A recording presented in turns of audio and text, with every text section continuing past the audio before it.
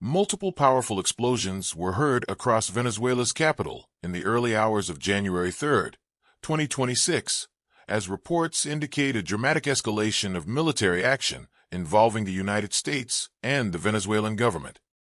Residents in Caracas reported at least 7 explosions around 2 a.m. local time, accompanied by the roar of low-flying aircraft and columns of smoke rising from various parts of the city, including areas near significant military facilities such as La Carlota airfield. Witnesses described the blasts as so powerful that buildings shook and parts of the city experienced temporary power outages. Videos and social media posts showed flashes and plumes of smoke across the skyline, prompting fear and confusion among residents who rushed into the streets. Authorities in several neighborhoods advised calm as details continued to emerge. In a surprise announcement on social media early Saturday, U.S. President Donald Trump said the United States had carried out a large-scale strike on Venezuela and that President Nicolás Maduro and his wife, Cilia Flores, had been captured and flown out of the country in cooperation with U.S. law enforcement. This declaration marked a significant escalation in tensions between Washington and Caracas, following months of U.S. pressure on Venezuela over alleged narcotics trafficking and demands for political change. Venezuela's Vice President, Delcy Rodriguez, appeared on state television later Saturday, declaring that the government did not know the whereabouts of President Maduro and the First Lady, demanding proof of life.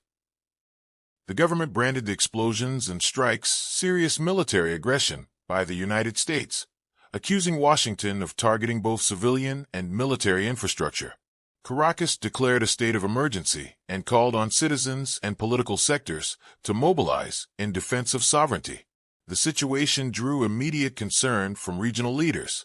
Colombian President Gustavo Petro warned that Caracas was under attack and called for urgent diplomatic action, including convening the United Nations and Organization of American States to address escalating violence.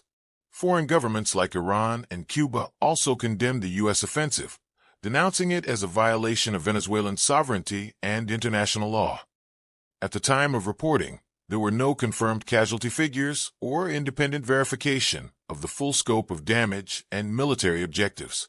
The United States Federal Aviation Administration temporarily banned U.S. flights over Venezuelan airspace in response to active military activity.